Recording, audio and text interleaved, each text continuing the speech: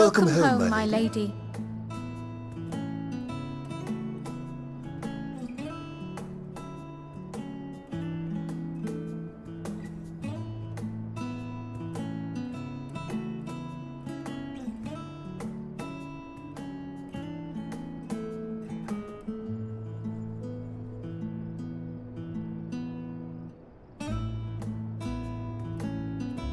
What? What are you gawping at?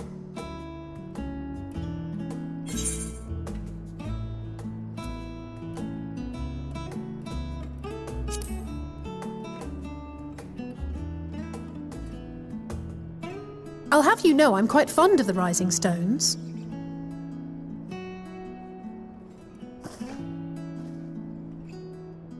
Lord Fourcheneau is not to hear of this visit. And I should also like the children to have their gifts, ere my husband makes his return. As you wish, my lady.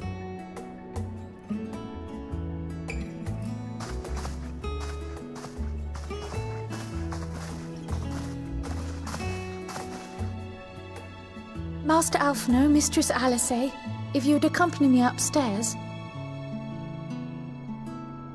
We shan't be long.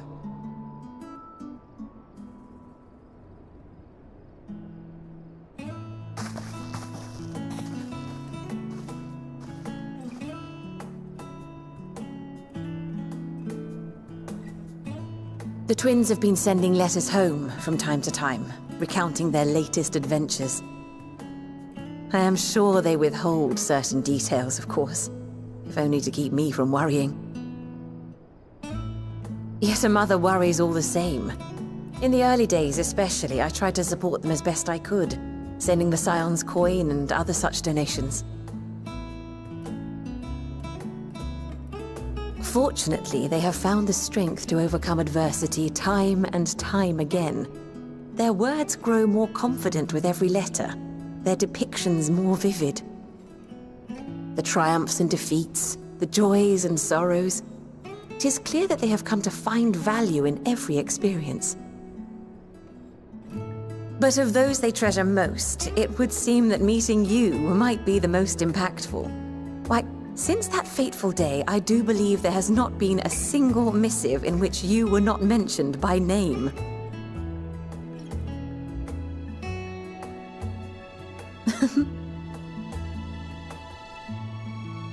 It is plain they care for you, and I am glad they have such a steadfast companion watching over them.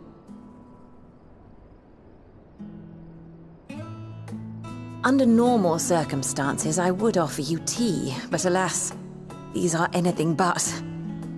In any event, why don't you keep me company whilst we await my children's return? Perhaps you might regale me with a tale or two of your exploits.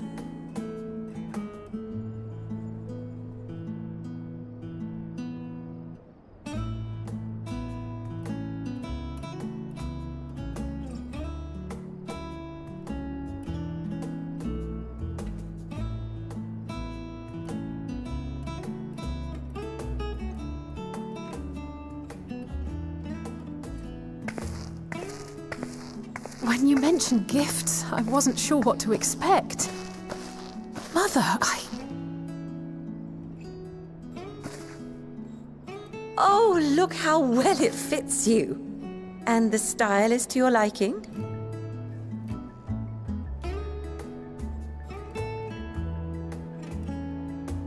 It's perfect.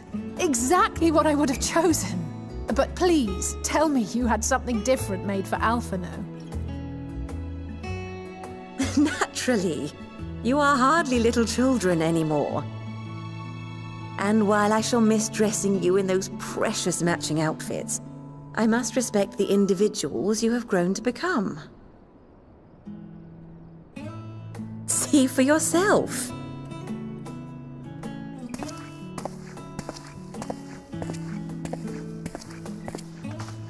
Thank you for the splendid clothes, Mother. Stylish, comfortable, and eminently practical. I am so glad you like them. They are, however, missing one final touch.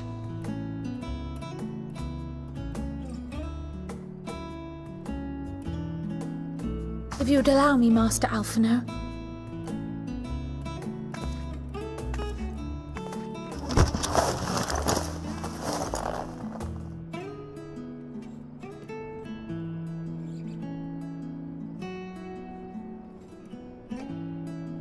Wait. Are these... A sage's tools of the trade.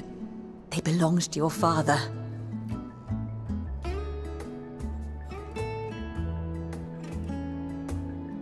Though he may as well be chained to his desk these days, as a student he was often called upon to venture into the field. He wielded those armaments, both to heal and to harm in no few battles. None so fierce as those you two have braved, perhaps, but battles nonetheless.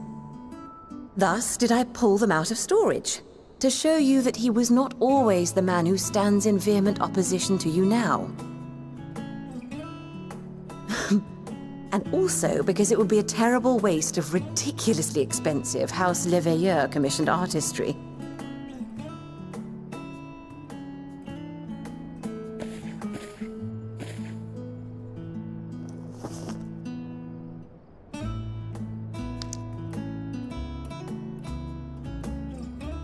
I am told these devices are quite difficult to master, but someone of your extensive experience should soon have them darting about with grace and aplomb.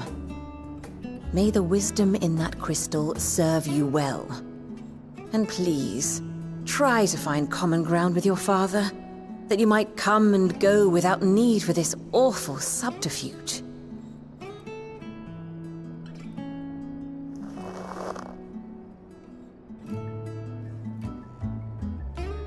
We will, Mother.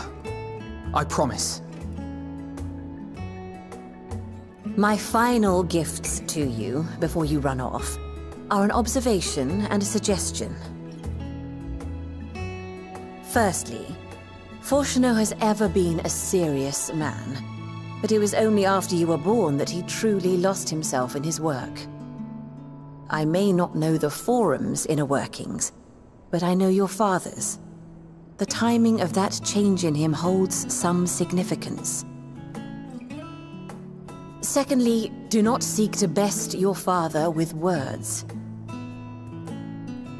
Far better that you simply show him. Let him discover the merit of your actions, after they cannot be undone.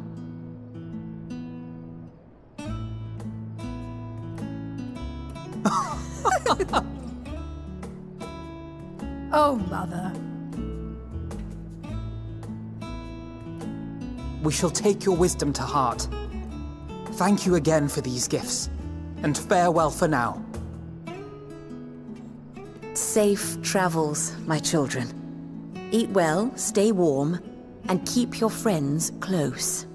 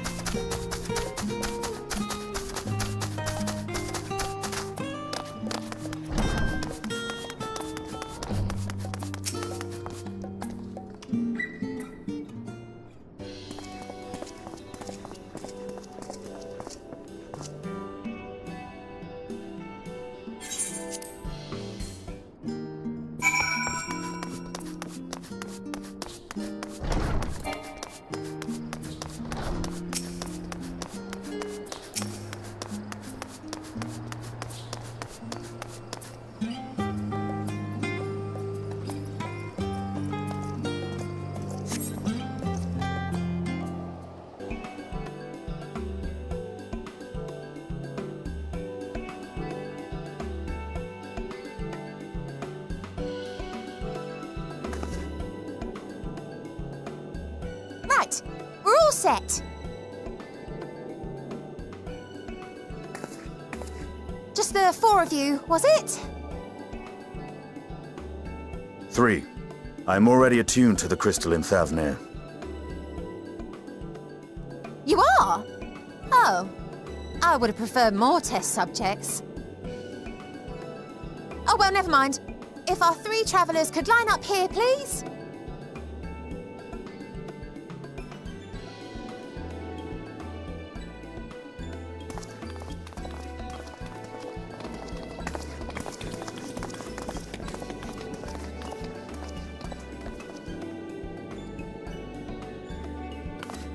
Yes, right there is fine. Take a deep breath, and I'll soon have you soaring through the ether.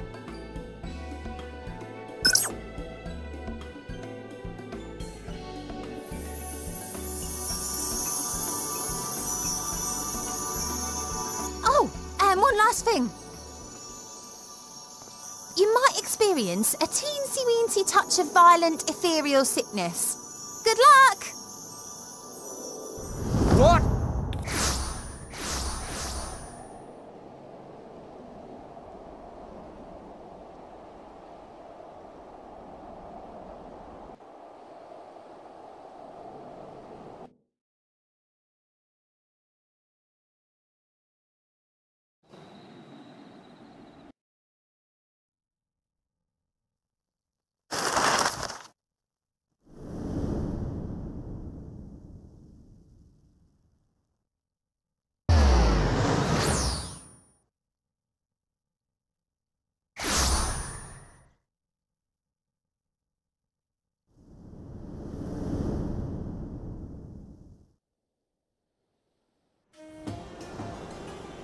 Thavnir, home to city-state Rads at Han. Rising from the southeast waters of the Bounty, this Isle of Plenty served as the battleground for a conflict between 2 peoples. Their cultures bled into one another until a unique amalgamation was distilled from the chaos, in a process not unlike their precious alchemy. Once solidified as a single nation, an adamant stance of neutrality would hold invaders at bay. For a time.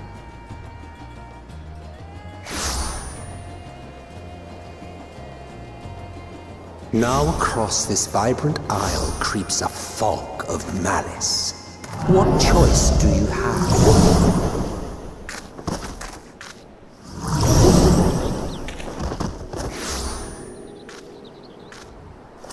What chance?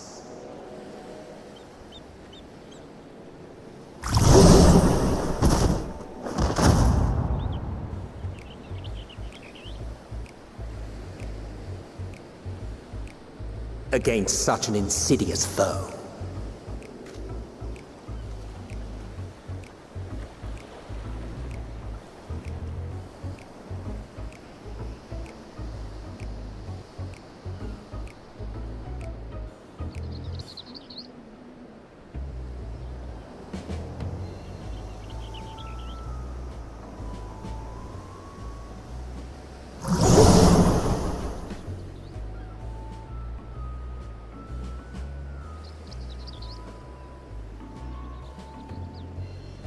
I've seen fairer faces after a bout of bad shellfish.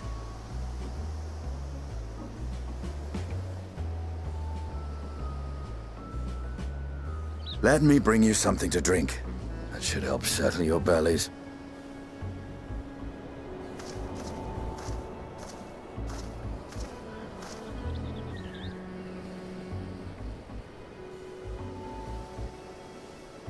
There was a note with Kryle's instructions.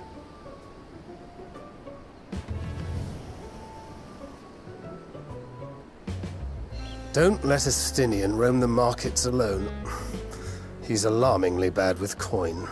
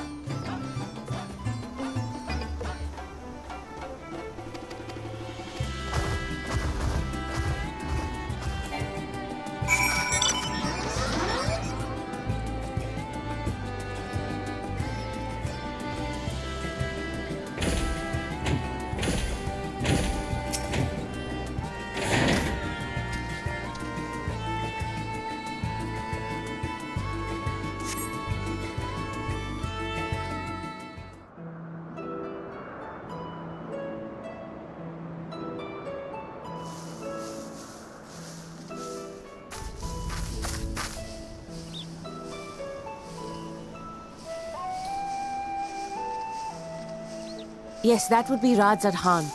Hardly anyone has been allowed in or out since our troubles with the tower began.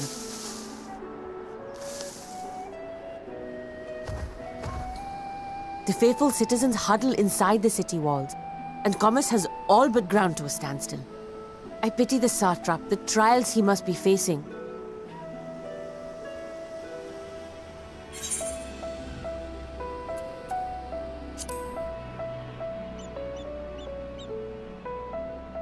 Completely! Without the satrap and his line, Radz at Han would not exist. Long ago, this island was home to two tribes of Matanga, the Gajasura and the Arkasodra.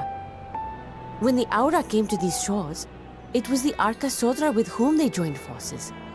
Together they defeated the warlike Gajasura, forcing them to flee Thavnair altogether. Peace and prosperity reigned for a time, until a clan of Hjor from the mainland decided they wanted the island for themselves.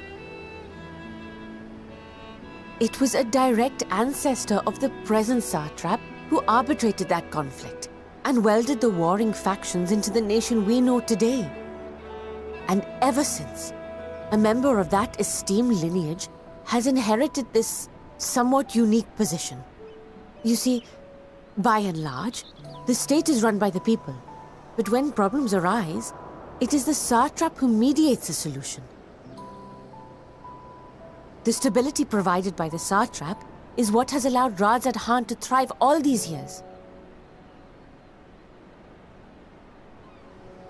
And it was the satrap himself who entrusted us with this duty.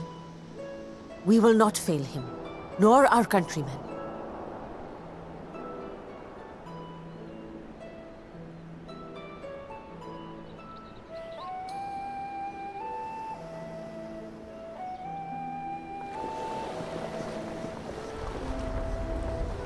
What is the delay with the vessel? I told you I need to adjust those ratios.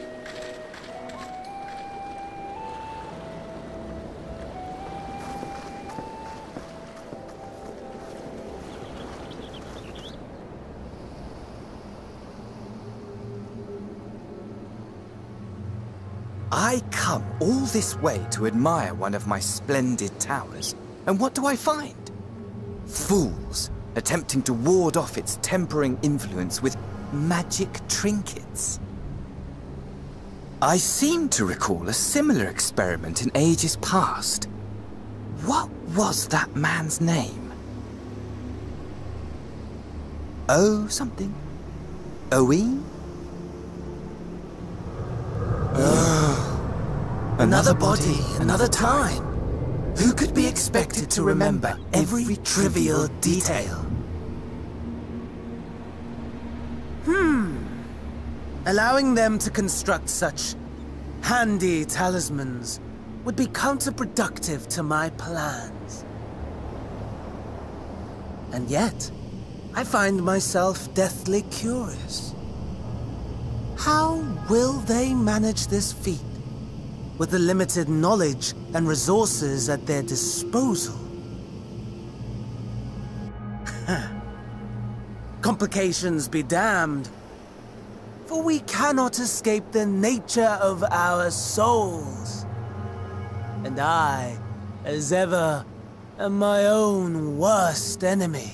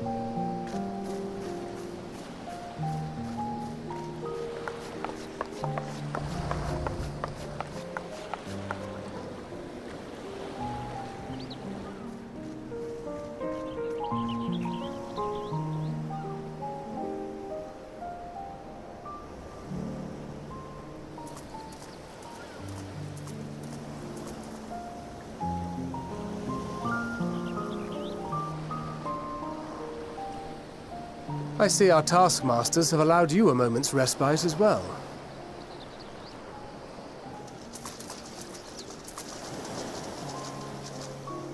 You have to hand it to these alchemists. They are determined to see this endeavor of theirs succeed. I've never been one for blind optimism, but I sincerely get the sense they're close to a breakthrough. They had better be, or all this effort was for naught. The peoples of Eorzea, of the Far East, of Thavner, children of this star united in common cause against a dire threat. Yet ere they succumbed to suicidal madness, were not the Telophoroi born of her body as were we? They who cling to life and the promise of the morrow's dawn, against they who desire death and an ending of their own orchestration. The victors of this war alone will hold the right to answer the question of existence, of its meaning, and its worth. Poetic and ominous to a fault. That said, if it's an existential debate in nature, then our arguments might not be as persuasive as you'd think.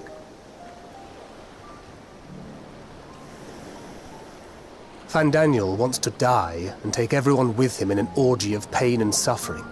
An utterly vile and unforgivable idea. And yet, when spat upon by fate and wailing in the deepest pit of despair, who among us can say they have not entertained similar thoughts?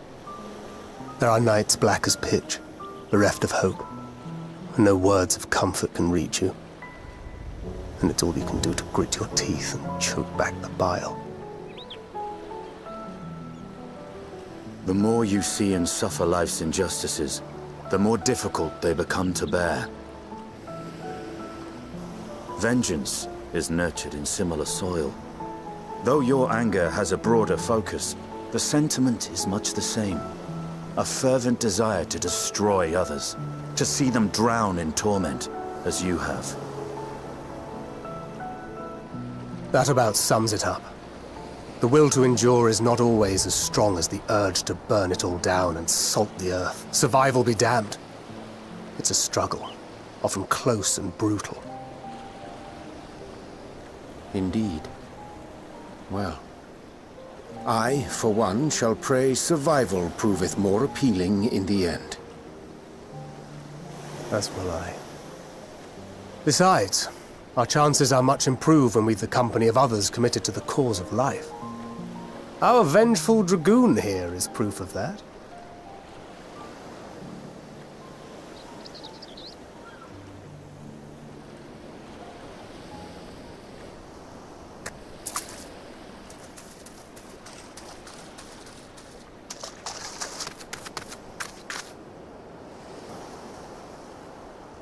What is it? What did you see?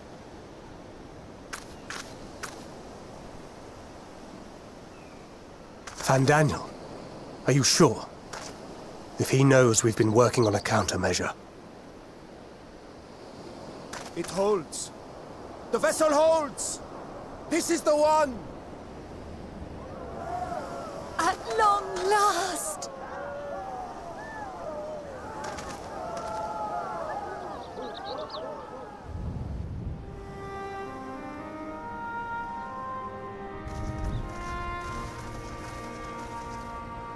Look!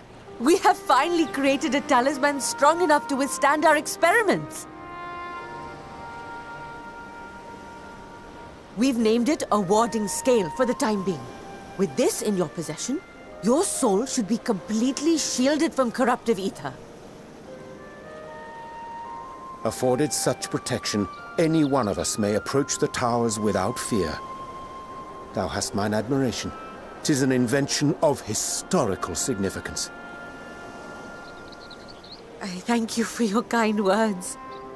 But I would prefer you keep them unsaid until we test the talisman's efficacy in the field. It is for the next stage of our plan that we summoned you in the first place, to accompany me to the Tower of Zot. Should the scale prove effective, as I very much hope it will, then you'll have little to do. But should the effect be weaker than anticipated, I must ask that you restrain me, or knock me senseless.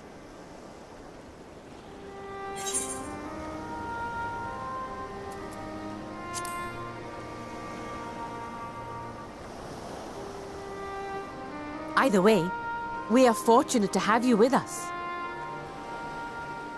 Nidana, are you certain you wish to do this?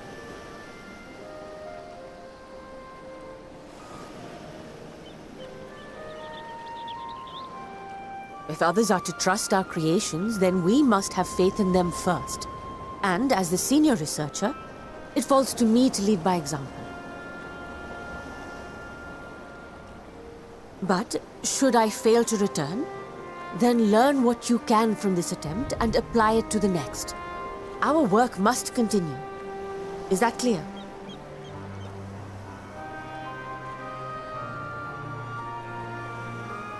We'll keep an eye on the place while you're away.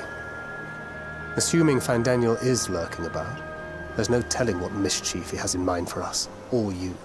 Be on your guard.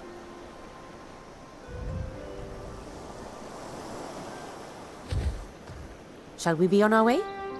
I'll have one of the soldiers at the hatchery prepare us a boat, and we can set out from the northern shore. I'll see you there.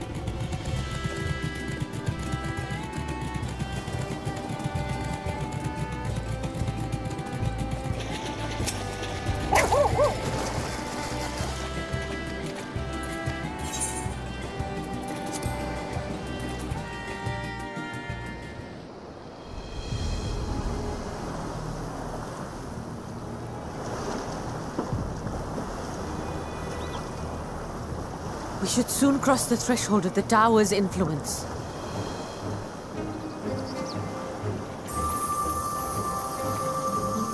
Any moment now.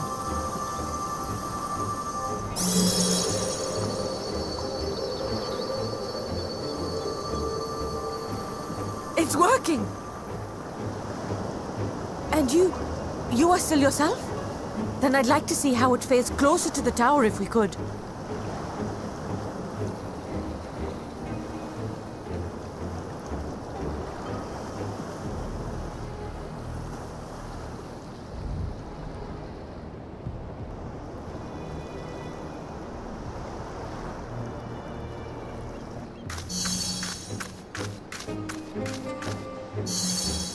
So far, so good. The scale's protection appears to be holding. If we can just make it to the tower's entrance.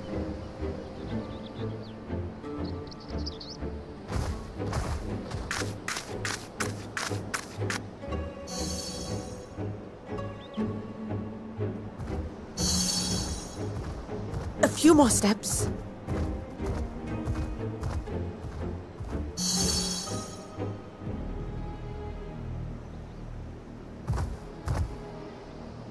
Praise be to the sisters, we made it! And the scale has proven itself to be everything we hoped it would be. Now we can focus on production.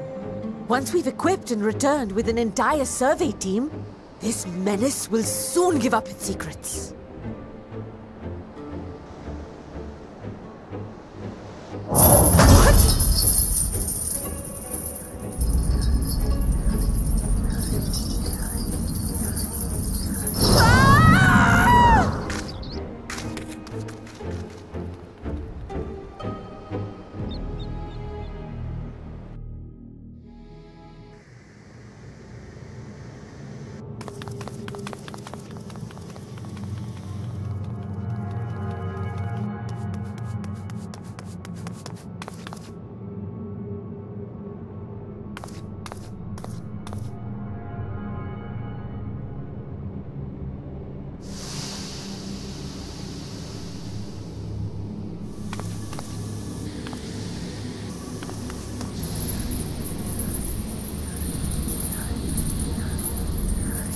Let me go! Let me go! Oh, do calm down. You'll only hurt yourself thrashing about like that. Stop! Oh, you can't do this! Please!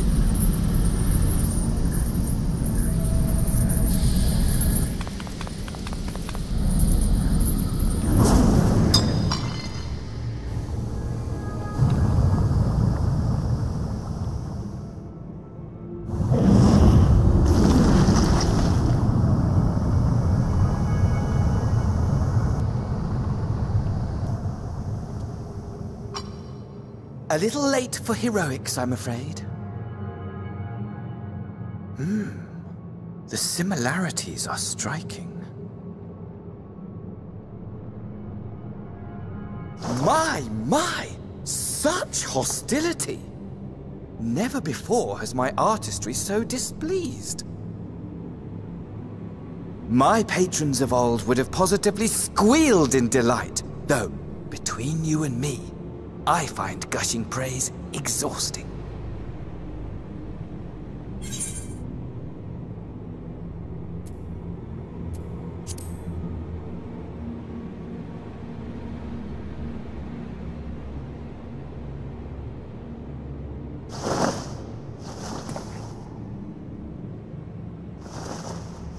Allow me to tell you a story.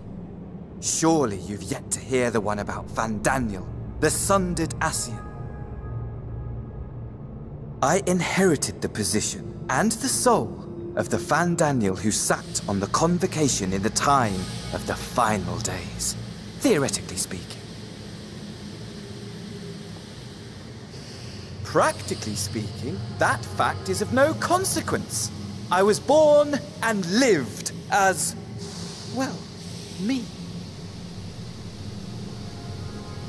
Eventually, I was recruited into the Ascians and imbued with the former Van Daniel's knowledge and memories, but I never felt that they were truly a part of who I am.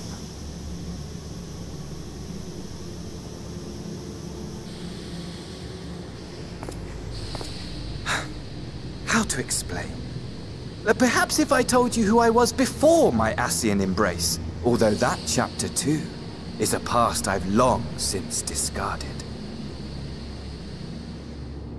I have it on good authority you've poked your nose into an Allegan ruin or two. Yes? Then I expect you've heard of me. The old me.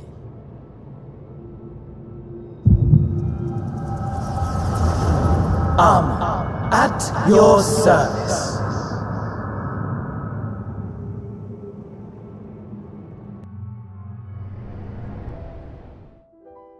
Imagine a nation of unbridled prosperity. Every need met, day after day of unbroken, unshakable peace. Existence fulfilled and ripe for decay. You are a genius without peer, Amon. However do you conceive of such delightful experiments? That fool was beside himself with panic when he awoke with the head of a bull. Even his cries for help emerged as so much guttural lowing. Oh, the memory of it. My poor sides. My friends and I were so consumed by laughter we struggled to breathe.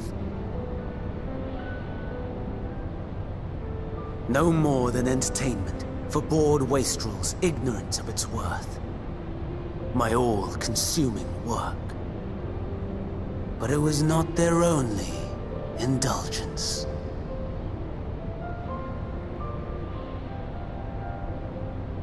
For they were ever hungry for stimulation, slaves to the slightest hint that amusement was afoot. Our nation was ailing, but I would see the poison purged. I resurrected a legend, our first and greatest emperor.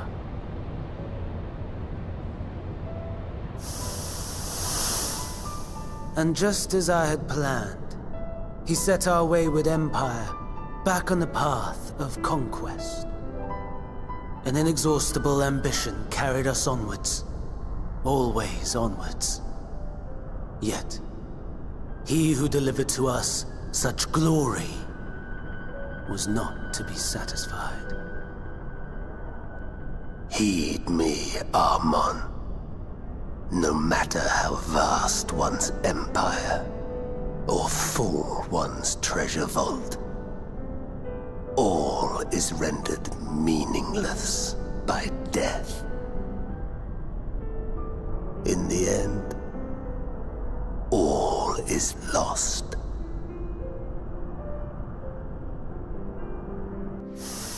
You know as well as I that the Emperor stands to lose this war. And so I have come to claim you. For while your methods leave something to be desired, we cannot deny the results of your work. And as fortune would have it, the seat of Fandaniel, your rightful seat, lies vacant and waiting. Take your place amongst your peers, rather than die a pointless death amidst the ashes of your doomed nation. Send one of your clones to the Crystal Tower that you might see for yourself. See what lies ahead.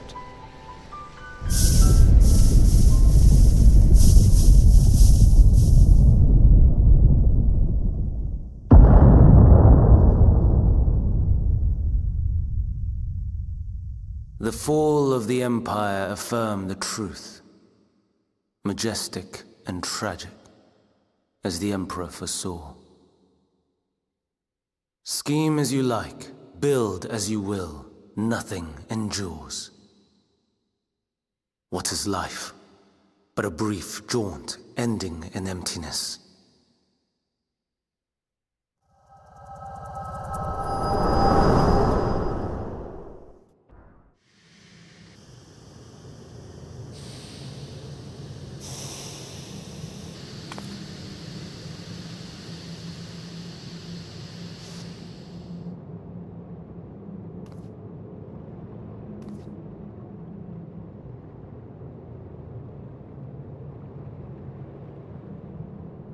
So easily distracted. Why, I almost left without saying farewell. As for your friend, you needn't worry. These pawns are far more useful to me alive as fuel for the primals.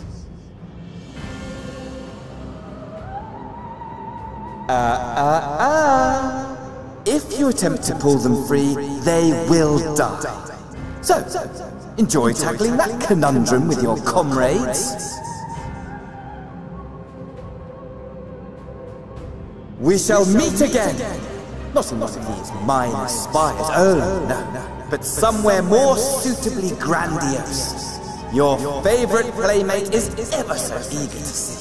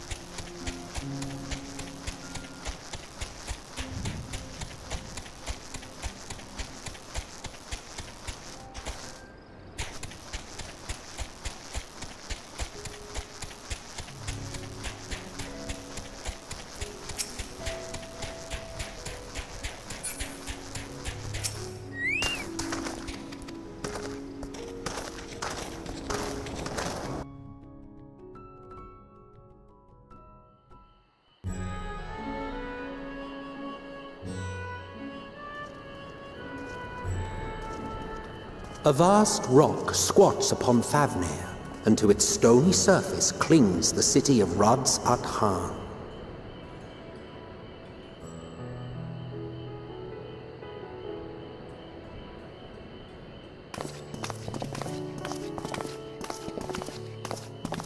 Ye who enter here are subject to the scrutiny of gods, the gate's most watchful eye. The orb which beholdeth the truth of all things.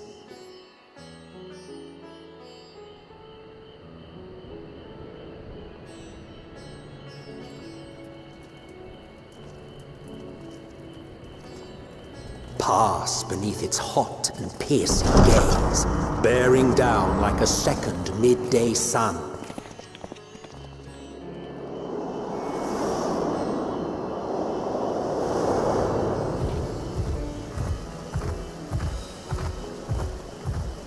The fragrant haze, a mixture of sweet incense and acrid smoke. The cries of merchants mingled here with lively melodies accented by dancers' feet. Travelers seduced by vivid sound and colors were once swallowed up by patchwork streets.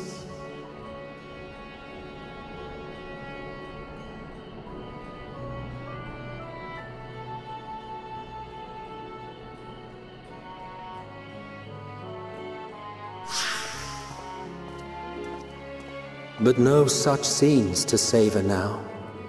To what somber present does that divine eye bear witness?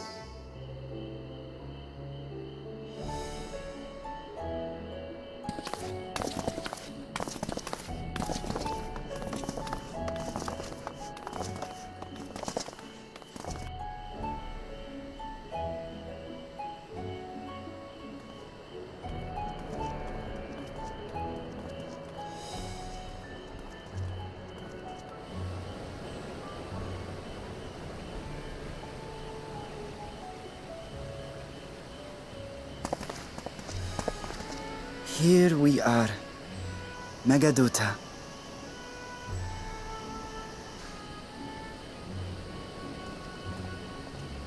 It seems a shame to bring you here directly. Under normal circumstances, it would have been my pleasure to show you the sights. And it would have been our pleasure to see them. Alas, it seems our tour of the city will have to wait. I'm afraid so. Come, we should head inside.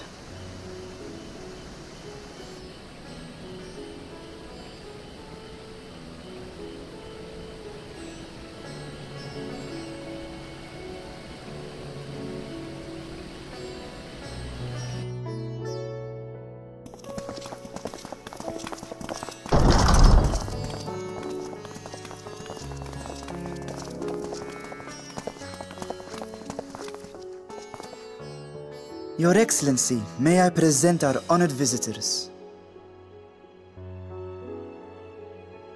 Ah, splendid. Most splendid. Allow me to introduce myself. I am Ahawan, satrap of Radz at Han. Our alchemists tell me your assistance was invaluable in the creation of the warding scale. Such deeds ought to be recognized in person. Thus did I have young Varshan convey you here forthwith. On behalf of my people, may I express to you our sincere gratitude.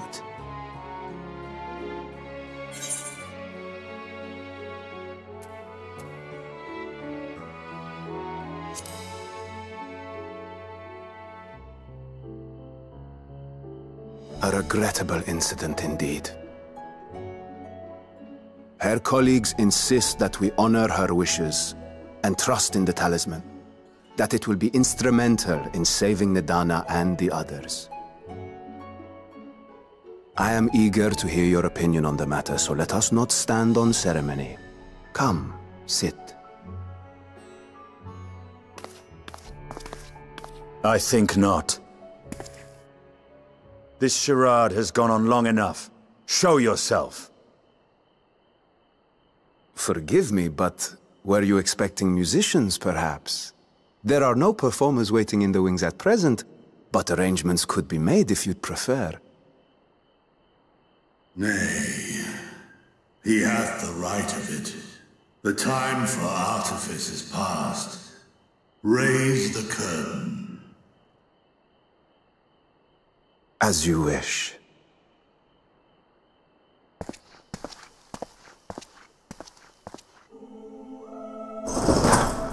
You travel as assistants to the students of Valdesian, but you are known to me.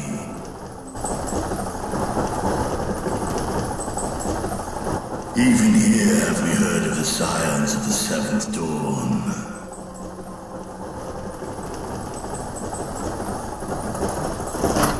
I am Vritra, and for years uncounted hath this isle served as mine abode. Vritra, of the First Brood, sibling to Hraesvelga and Nidhogg. Aye, mine elder brothers, of Midgard Sorma's spawn, I was last to hatch. Well, isn't this a surprise? We were told Radzat-Han had an alliance with the dragon. Not that a great worm sat in the satrap's own hall. A necessary subterfuge, as the true tale of our nation history illustrates most effectively. In the beginning, the rock upon which our city is built was home to Vitra, and Vitra alone. In time, the ancestors of the Matanga came to the island and established a foothold.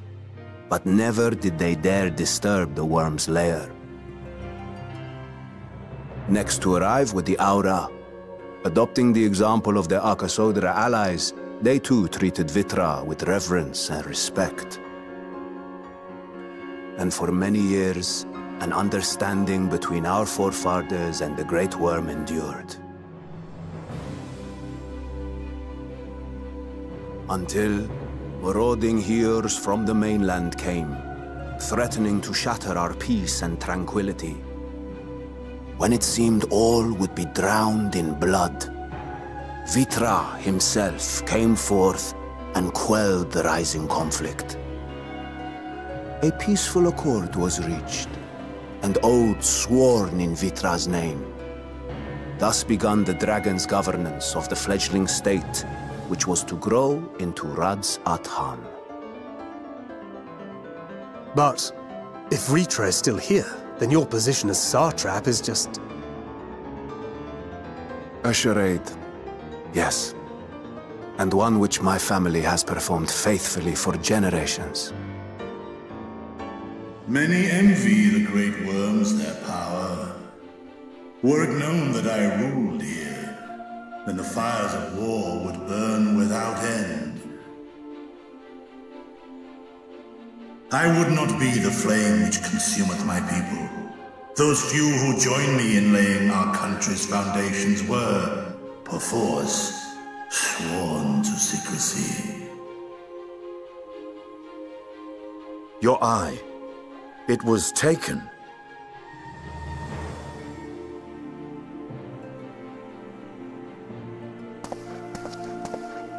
'Tis here, buried within the semblance of flesh. The body before thee is but a simulacrum, constructed by the finest artisans of Radzat-Han. With mine eye nestled within, it doth serve as an inconspicuous vessel for my will. That would explain why I felt the presence of a dragon upon our first meeting. I am woven with words fashioned to deceive such arcane senses. Though 'twas short-lived, it seemeth thy fusion with my brother hath left thee much altered, Estinian warm blood.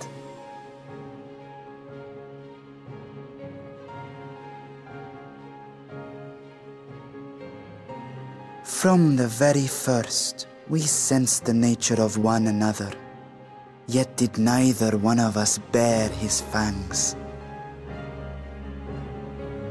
That is all I need know of thee for now.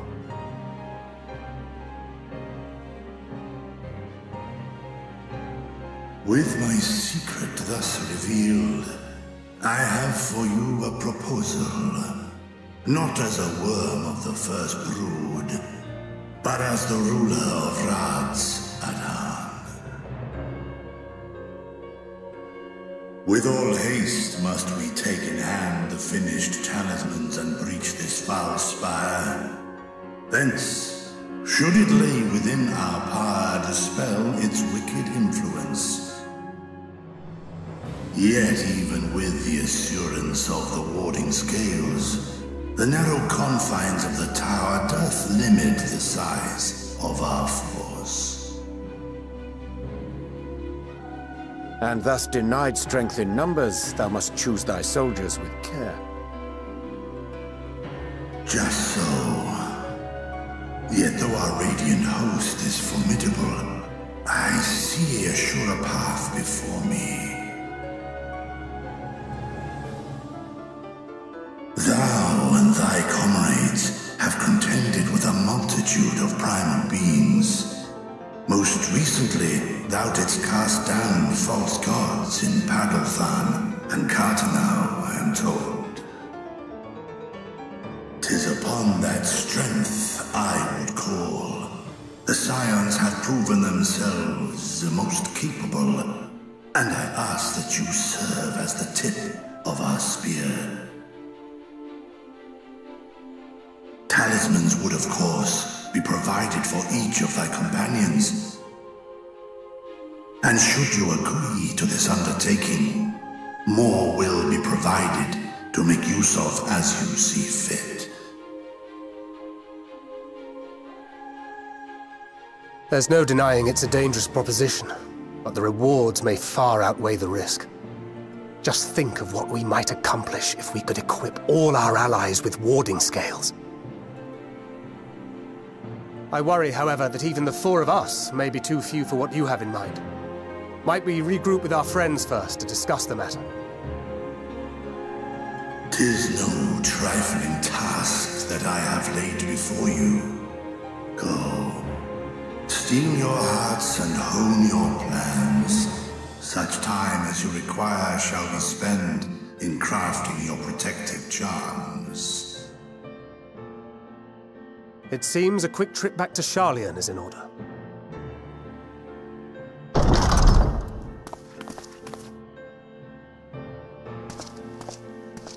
Wilt thou not lend thine aid?